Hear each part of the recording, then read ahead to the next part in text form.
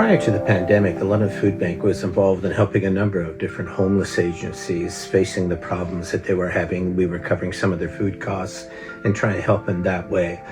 But then when the pandemic came and a number of things began to shut down, far more difficult.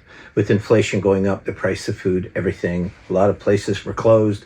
It was really difficult. And suddenly the food bank looked out at the community and saw that the homeless problem was far greater than it had been before. That's not just true in London, that's true across the country. So 5 years ago, we started a number of different initiatives at helping different groups to deal with that homeless increase that was taking place. That was important. And then, as we've said before, as we were looking through our 2024 numbers, we saw just what extent that went to. For instance, we've spent about $480,000 in 2024 covering homeless lunches. Now, that doesn't cover all of the stuff in homelessness, but it does include the meals and stuff that we are helping with. That was a fair bit of money in 2024, and it's because the needs continue to get greater.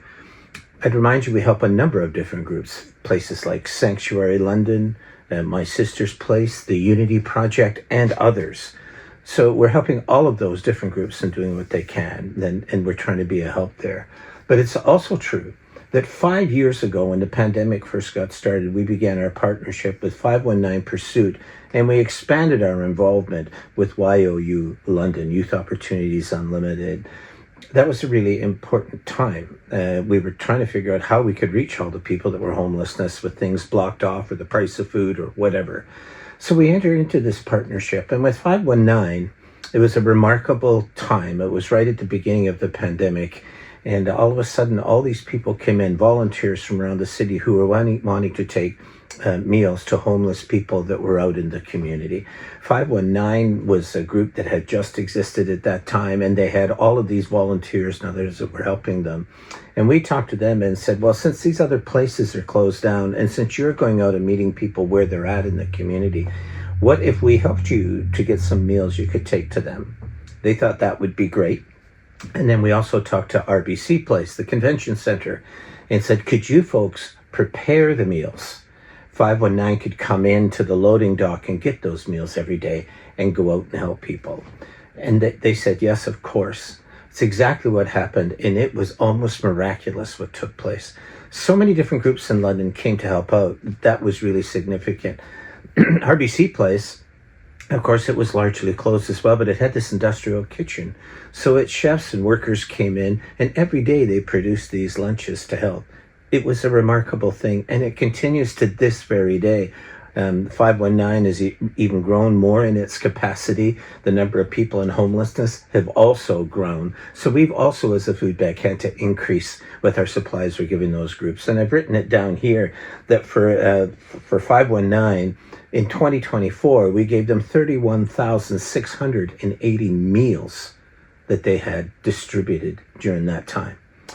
Also, YOU helps to make some of those meals for 519, which is great. But we also have been helping YOU with some of the work that it's doing in its kitchen and others to have homeless youth help other homeless youth to prepare their meals and help them out that way. And for YOU, we distributed 23,310 meals that way. So, I mean, it was a lot. When you add it all up, it was 55,170 meals that the London Food Bank paid for in order to help that to get out to the homeless folks. I do think that's a remarkable story. And we have to remember that the total for just YOU and 519 Pursuit was $319,490. The food bank paid that in 2024 to help those organizations get on with their work, which we regard as really vital work.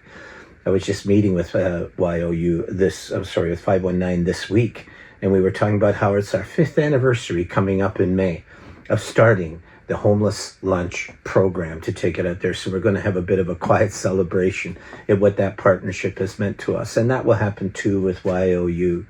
It's important for you to know that your donations to the food bank aren't just being given out to people at the food bank. I know it's 6,000 families we're helping there. I get that. but it's also going to over 40 other agencies out there with their meal programs and things that they're doing. That's true as well. But then with homelessness, which has become such a huge problem in cities since the pandemic started and continues to this day, the food bank has had to target a number of its resources to help those groups. Almost $500,000 a year is going to help those different groups in homelessness. That's where your donations are going. It's important. I think as homelessness grows, we can blame all the people that we want for the problem and what's going to happen there. But until the senior levels of government pitch in and do their job to try to help cities deal with this onslaught of unhoused people, we're going to have this problem for a while. But as that is going on, Londoners have realized that we can't just sit there and play the blame game all the time. People have to be fed in the process as we look for solutions. And through the food bank, that's happening. So I want to congratulate groups like My Sister's Place and, Sanctuary London, the Unity Project, and others that we help. And then also Youth Opportunities Unlimited and 519 Pursuit. These partnerships that the food bank has set up has meant that we have paid for the food that they are having made in different places at YOU or at RBC Place. And that food is going out to people. It's a pretty amazing thing that London has done. That's a lot of generosity, $500,000 a year that's going to those meals. We appreciate it, London, and we think it's something that's going to continue, so we'll keep depending on you to help with us. But without those other agencies, we'd all be in trouble, even if we wanted help as a food bank. It's those other agencies that are doing the frontline work, and we're happy to support them in the work because it does make such a difference.